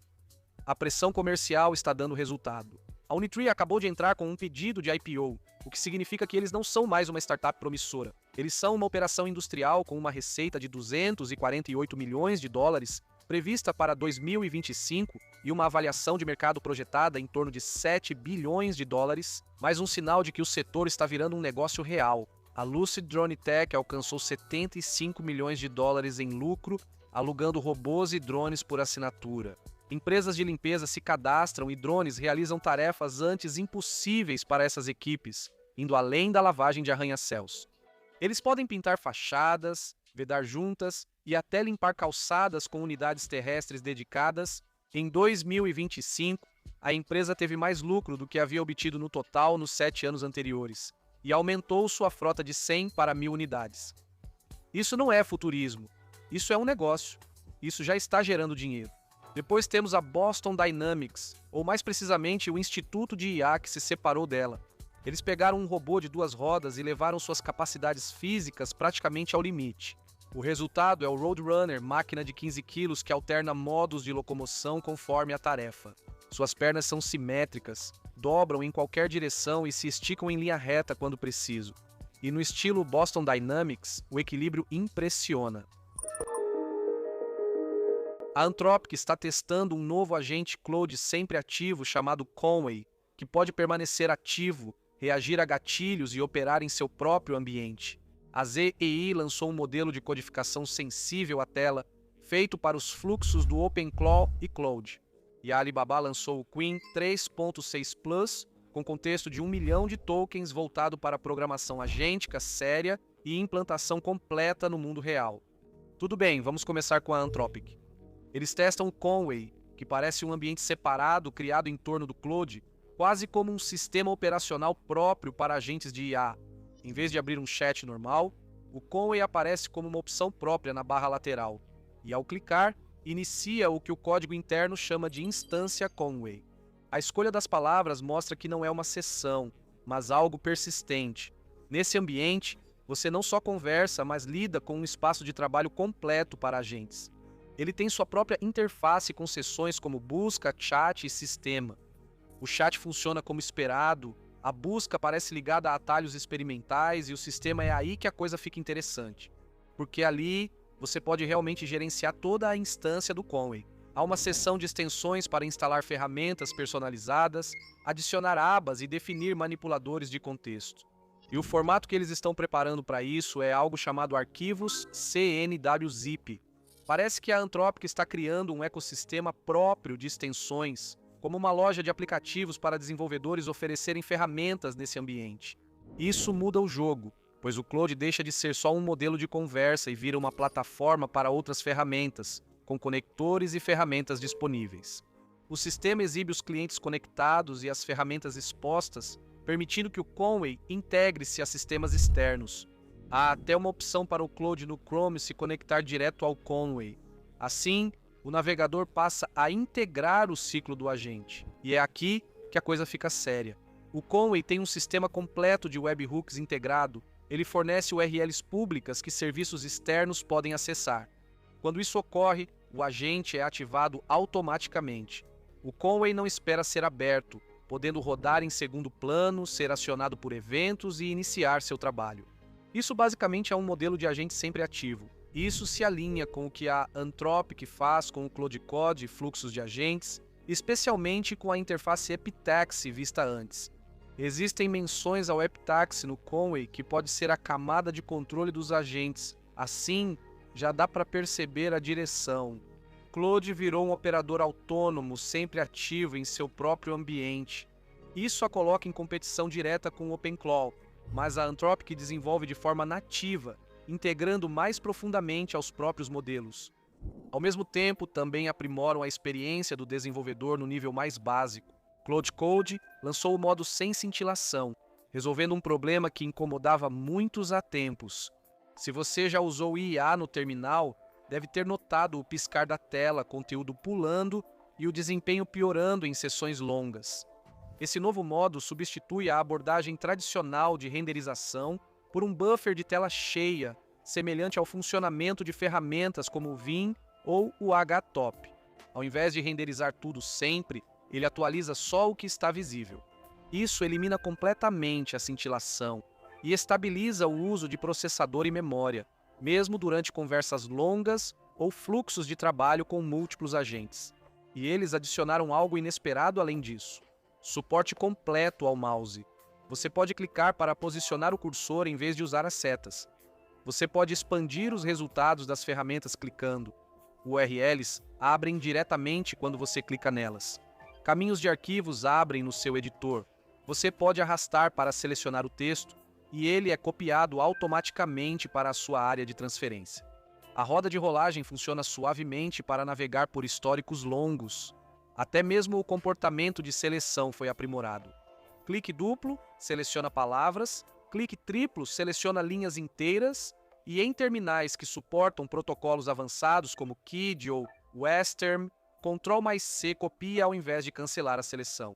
Agora o terminal funciona mais como interface gráfica, facilitando para desenvolvedores que evitam o uso da linha de comando. Você ativa isso com uma única variável de ambiente, Cloud Code no Flickr igual a 1, ou simplesmente adiciona isso à configuração do seu shell. Isso chegou na versão 2.1.88, ainda é experimental, mas a maioria dos usuários internos já prefere essa opção. Há algumas contrapartidas.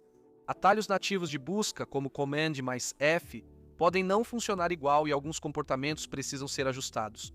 Mesmo assim, no geral, isso representa um avanço claro para tornar as ferramentas de codificação com IA mais fluidas e estáveis no uso real. Agora, enquanto a Anthropic aprofunda agentes e ferramentas para desenvolvedores, a Zai aborda isso de outro ângulo. Eles acabaram de lançar o GLM-5 V-Turbo, e basicamente é um modelo de IA criado para analisar o que está na tela e entender o suficiente para ajudar a realizar trabalhos reais com isso. Essa é a ideia principal. Muitos modelos de IA analisam imagens e outros escrevem código, mas é difícil um só modelo fazer bem ambas as tarefas simultaneamente. Geralmente, quando um lado melhora, o outro enfraquece.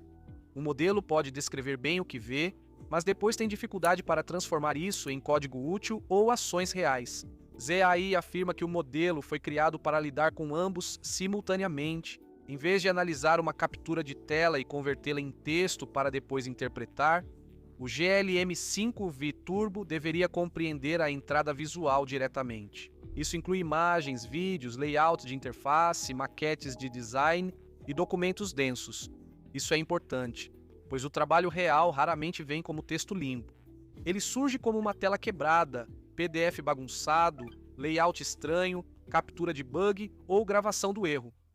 Nos bastidores, a tecnologia real aqui. Zai afirma usar o codificador de visão CogVit para manter detalhes visuais e o layout, além do MTP, predição de múltiplos tokens, para aumentar a velocidade e lidar melhor com saídas longas. Em resumo, ele foi criado para enxergar claramente, pensar rápido e permanecer útil, mesmo com tarefas maiores, que podem ser extensas. O modelo suporta uma janela de contexto de 200.000, permitindo lidar com grandes volumes de informação de uma vez, incluindo documentos extensos, grandes bases de código e fluxos de trabalho visuais ou em vídeo. Zai também diz que treinou o modelo em mais de 30 tarefas ao mesmo tempo. Isso inclui raciocínio STEM, ancoragem visual, análise de vídeo e uso de ferramentas. O ponto prático é bem simples. Eles querem que ele seja eficiente em toda a cadeia, não só em parte dela. Eles querem uma IA que, além de reconhecer o que está na tela ou escrever código isolado, consiga analisar, entender, identificar o próximo passo e ajudar a executar.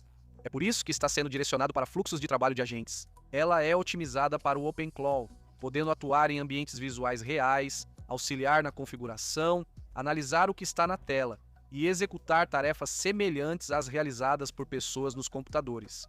Ela também é compatível com o Cloud Code, permitindo ao desenvolvedor mostrar capturas de tela de bugs, interfaces quebradas ou esboços de funcionalidades. O modelo sugere código com base no que vê, tornando o fluxo de trabalho mais natural, pois reflete como as pessoas realmente trabalham.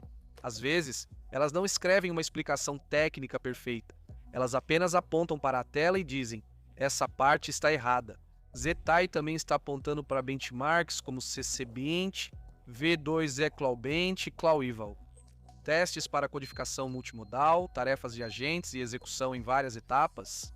E, de acordo com a empresa, o GLM-5 V-Turbo está atingindo o estado da arte nas tarefas em que a IA precisa tanto entender imagens quanto fazer algo útil com elas. Então isso faz parte de uma mudança muito maior. IA está sendo treinada para lidar com telas, layouts, aplicativos e fluxos de trabalho desorganizados, transformando isso em ação. E bem quando essa tendência está acelerando, a Alibaba acabou de lançar o Qwen 3.6 Plus. E esse aqui é realmente sobre transformar toda essa conversa sobre agentes em algo que as empresas realmente possam usar. A Alibaba afirma que ele foi criado com um ciclo completo de capacidades, ou seja, projetado para perceber, raciocinar e agir em um fluxo de trabalho integrado. Então, em vez de apenas responder e parar, ele pode dividir uma tarefa, passar pelas etapas, testar coisas, aprimorar coisas e continuar avançando em direção a um resultado utilizável. Isso se torna especialmente importante na programação. A Alibaba afirma que o Qwen 3.6 Plus foi criado para engenharia em nível de repositório, ou seja, pode atuar em todo o projeto, não só em partes do código. Então, ele é feito para tarefas maiores e mais completas em toda a base de código. E aí vem o maior número desse lançamento. O Qwen 3.6 Plus vem com uma janela de contexto de 1 milhão de tokens por padrão. Isso é enorme. Em resumo, isso significa que o modelo pode reter muito mais informações ao mesmo tempo. Ele lida bem com documentos extensos, projetos grandes, múltiplos arquivos e instruções longas sem perder o foco rapidamente. Isso é muito importante para agentes porque agentes precisam de memória. Eles precisam de espaço para acompanhar o que aconteceu antes, quais arquivos são importantes, quais ferramentas foram usadas e o que ainda precisa ser feito. A Alibaba também tornou isso mais agressivo ao disponibilizar uma versão preliminar no OpenRouter e, pelo menos por enquanto, dando às pessoas acesso gratuito com todo esse contexto de 1 milhão de tokens. Isso abre a porta para que muito mais desenvolvedores possam realmente experimentar. Nos bastidores, a Alibaba diz que o modelo usa uma arquitetura híbrida aprimorada que aumenta a eficiência, reduz o consumo de energia e melhora a escalabilidade. Ela também afirma que o raciocínio e a confiabilidade do comportamento do agente são mais fortes do que na série 3.5, e isso é claramente voltado para implantação real, não apenas demonstrações chamativas. Qwen 3.6 Plus está sendo integrado ao próprio ecossistema da Alibaba, incluindo o Wukong, que é sua plataforma empresarial para automatizar tarefas de negócios com múltiplos agentes de IA. Ele também é compatível com OpenClaw, Cloud Code e Klein, integrando-se aos fluxos de trabalho de agentes que as pessoas já estão criando. No lado multimodal, a Alibaba diz que o modelo pode lidar com processamento de documentos densos, análise visual do mundo real e raciocínio sobre vídeos longos. Ele também pode analisar capturas de tela de interfaces, wireframes desenhados à mão e protótipos de produtos, e então transformar tudo isso em código front-end funcional. Então, mais uma vez, você pode perceber o padrão. A indústria está deixando de ver IA só como chatbot e passando a focar em IA capaz de permanecer numa tarefa, reagir ao que vê e continuar trabalhando. O Google lançou uma de suas iniciativas de IA mais interessantes em anos. O Chrome agora transforma prompts em fluxos reutilizáveis. O Gemini Enterprise testa uma nova aba de agente. O Notebook LM recebe canvas e conectores. A DeepMind atualizou o Gemini Robotics PS 1.6 para robótica no mundo real. E o Google Research revelou o Vantage para avaliar coisas como trabalho em equipe, criatividade e pensamento crítico com LLMs. Muita coisa aconteceu, vamos falar sobre isso. Tudo bem, então o Google acabou de lançar algo chamado Skills no Chrome, integrado diretamente ao Gemini.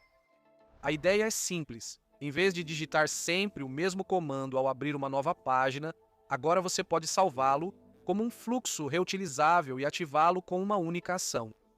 Esse lançamento começou em 14 de abril de 2026 e está disponível para Mac, Windows e Chrome Sistema Operacional, desde que o idioma do seu Chrome esteja configurado para inglês dos Estados Unidos.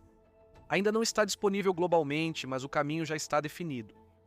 Se você já usou o Gemini no Chrome, provavelmente já enfrentou esse problema. Você abre uma página, pede para ele fazer algo como analisar ingredientes, comparar especificações ou resumir o conteúdo, e então vai para outra página e precisa digitar a mesma coisa de novo, repetidamente. Esse atrito é eliminado pelas habilidades. Você pode salvar o prompt como uma habilidade, depois basta digitar uma barra ou clicar no botão de mais, escolher a habilidade e ela roda na página atual. E aqui é onde fica mais interessante. Não roda só em uma página, pode rodar em várias abas ao mesmo tempo. Então agora seu navegador basicamente vira um sistema de busca. Você abre 5 páginas de produtos, ativa uma habilidade e ele compara tudo de uma vez só. Isso é algo que os desenvolvedores vinham construindo manualmente com pipelines de LLM há um tempo, e agora o Google simplesmente colocou isso direto na interface do navegador. Sob a ótica de sistemas, isso é essencialmente o uso de modelos de prompt no navegador. Agora, em vez de engenheiros gerenciarem bibliotecas de prompts e código, usuários comuns têm uma versão disso na interface do usuário. Você pode editar ou criar habilidades a qualquer momento, e o Google está lançando uma biblioteca integrada de habilidades prontas. Coisas como analisar ingredientes de produtos, escolher GIFs com base em restrições como orçamento e preferências, ou escanear documentos longos em busca de informações-chave. Agora você tem uma biblioteca de prompts selecionados no próprio Chrome. Isso é uma grande mudança, pois ferramentas como o LangChain ou gerenciadores de prompts atuavam nos bastidores. Agora todo esse conceito está sendo exposto aos usuários comuns. E claro, existe a questão da segurança. O Google adicionou etapas de confirmação para ações de alto impacto. Se uma habilidade tentar enviar e-mail ou criar evento no calendário, pedirá aprovação antes. Isso responde a um dos maiores desafios em sistemas de agentes: evitar que fluxos automatizados realizem ações irreversíveis sem intenção do usuário. Nos bastidores, isso utiliza o modelo de segurança atual do Chrome, com Red Teaming automatizado e atualizações automáticas, integrando-se à infraestrutura do navegador. Isso leva ao que o Google faz no setor empresarial, porque também estão testando uma nova guia de agente no Gemini Enterprise. Aqui é onde tudo muda de assistente de IA para um sistema de execução completo. Dentro dessa guia de agente, você tem 2 pontos de entrada principais: nova tarefa e caixa de entrada. Quando você inicia uma tarefa, abre uma interface de chat, mas agora há um painel inteiro ao lado com coisas como objetivo, agentes, aplicativos conectados, arquivos e uma opção chamada Exigir revisão humana. Isso deixou de ser só uma caixa de chat e está virando um espaço para executar fluxos de trabalho complexos, parecido com sistemas como o Cloud Cowork. Você define um objetivo, dá ao modelo acesso a ferramentas e arquivos e deixa que ele execute uma tarefa em várias etapas. A opção Exigir revisão humana é muito importante. Isso sugere que o Google está se preparando para agentes que podem realizar ações reais, potencialmente em nível de desktop, não apenas dentro de um navegador. E é aí que fica interessante. Não é só um recurso. O Google parece estar caminhando para um ambiente completo de agentes para desktop. Já especula-se que isso possa estar relacionado a um futuro app de desktop do Gemini. Sabe-se que o Google está trabalhando em um aplicativo de desktop chamado IA Studio, e agora você está vendo habilidades, projetos e agentes evoluindo todos ao mesmo tempo. Parece que tudo isso são partes de um sistema maior. Ao mesmo tempo, o Google está levando o Notebook LM para um rumo diferente. Eles estão testando o Canvas no Notebook LM, que adiciona uma camada visual sobre os dados. Em vez de só ler resumos, você pode transformar suas fontes em linhas do tempo, páginas interativas, aplicativos leves ou visualizadores. Agora, além de analisar documentos, você cria experiências estruturadas a partir deles. Também está sendo testado um novo recurso de conectores, o que sugere que o Notebook LM começará a puxar dados de serviços externos, muito provavelmente do próprio ecossistema do Google primeiro, mas eventualmente de outros também. Isso é uma grande mudança porque até agora o Notebook LM estava basicamente limitado a fontes enviadas manualmente. Com os conectores, ele passa a ser uma camada central de pesquisa entre as ferramentas. Eles também estão melhorando a organização das fontes com recursos de rotulagem e até mesmo rotulagem automática usando o próprio Gemini. Isso resolve um problema real para os usuários que lidam com grandes conjuntos de dados, onde a navegação se torna mais difícil do que a própria análise. Enquanto isso ocorre no software, o Google DeepMind avança de forma igualmente importante na robótica. Eles lançaram o Gemini Robotics PS 1.6, uma grande atualização no modelo de raciocínio incorporado. Para entender, é preciso conhecer a estrutura do sistema. Eles usam 2 modelos trabalhando juntos. O Gemini Robotics 1.5 é o modelo VLA, visão, linguagem e ação. Esse modelo recebe entradas e controla diretamente os movimentos do robô. O Gemini Robotics PS é diferente. Ele não controla o robô, ele atua como uma camada de raciocínio. Ele entende o ambiente, planeja, define tarefas e decide o que deve acontecer em seguida. Então, se o modelo VLA é o executor, o Robotics PS é o estrategista. E a versão 1.6 traz algumas melhorias importantes. Primeiro, o raciocínio espacial melhorou significativamente. Isso inclui coisas como apontar, contar e entender as relações entre objetos. Apontar pode parecer algo básico, mas na verdade é fundamental. Isso permite ao modelo identificar localizações precisas de pixels, mapear relações entre objetos, definir trajetórias e impor restrições, como reconhecer objetos pequenos que cabem em um recipiente. Nos testes, isso fez grande diferença. O modelo reconheceu corretamente objetos como martelos, tesouras e ferramentas, sem alucinar itens ausentes, o que é crucial em robótica. Se um sistema alucina um objeto, o robô pode tentar pegar algo inexistente. Além disso, a detecção de sucesso é um dos maiores desafios da robótica.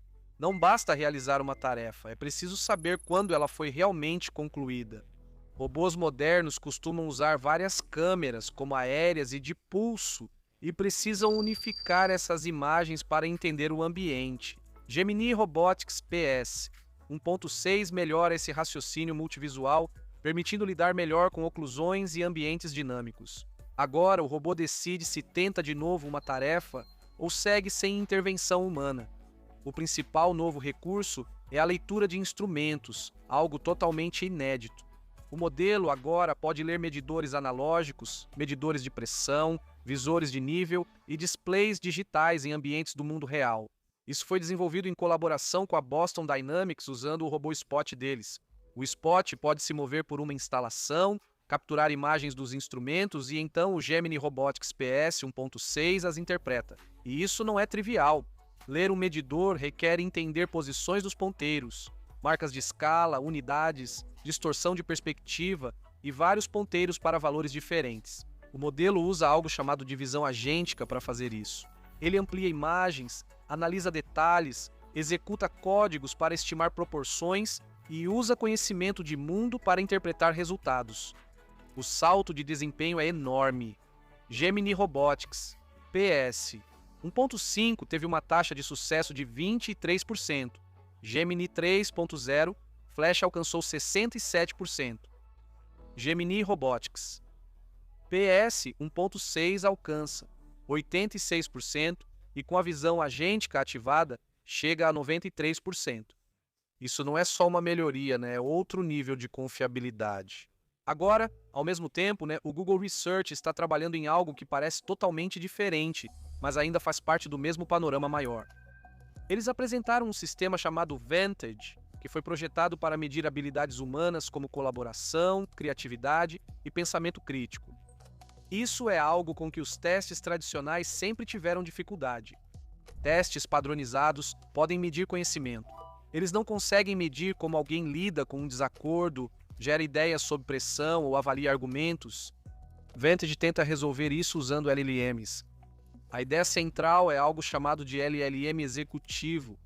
Eles usam um único modelo para controlar todos os participantes de IA em uma conversa, em vez de vários agentes independentes. Este modelo acessa uma rubrica de avaliação e direciona a conversa para testar habilidades específicas. Se o sistema quiser avaliar a resolução de conflitos, pode gerar um desacordo por uma das personalidades de IA e manter o conflito até a resposta do humano. Isso difere bastante das abordagens anteriores.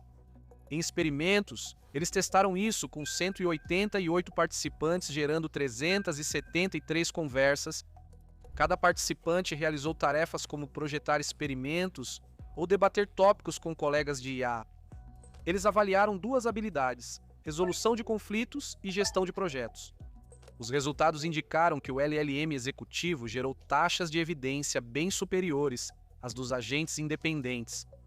No gerenciamento de projetos, as taxas de informação no nível da conversa atingiram 92,4%. Para a resolução de conflitos, chegou a 85%. E quando se trata de precisão na pontuação, a IA igualou os avaliadores humanos em um nível comparável ao acordo entre humanos, com valores de capa de Cohen entre 0,45 e 0,64. Testaram a avaliação de criatividade em trabalhos reais de alunos. Em um conjunto de dados com 180 submissões, as pontuações da IA tiveram uma correlação de Pearson de 0,88 com especialistas humanos. Isso é muito alto para tarefas subjetivas. Outra parte interessante é a simulação. Usaram o Gemini para simular participantes com diferentes habilidades e avaliaram com que precisão o sistema conseguia recuperar esses níveis. O LLM executivo teve erro bem menor que agentes independentes e os padrões simulados coincidiram com os dados reais de humanos. Você pode usar LLMs para testar e melhorar esses sistemas antes de estudos caros com humanos. E por fim, Vantage apresenta os resultados como um mapa de habilidades, mostrando os níveis de competência e os vinculando a partes específicas da conversa. Então, não é apenas uma pontuação, é interpretável. Se quiser mais sobre ciência, espaço e tecnologia, criamos um canal só para isso. Os links estão na descrição, confira lá e deixe seus comentários abaixo. Quero saber o que mais te chamou a atenção. Obrigado por assistir e até o próximo vídeo.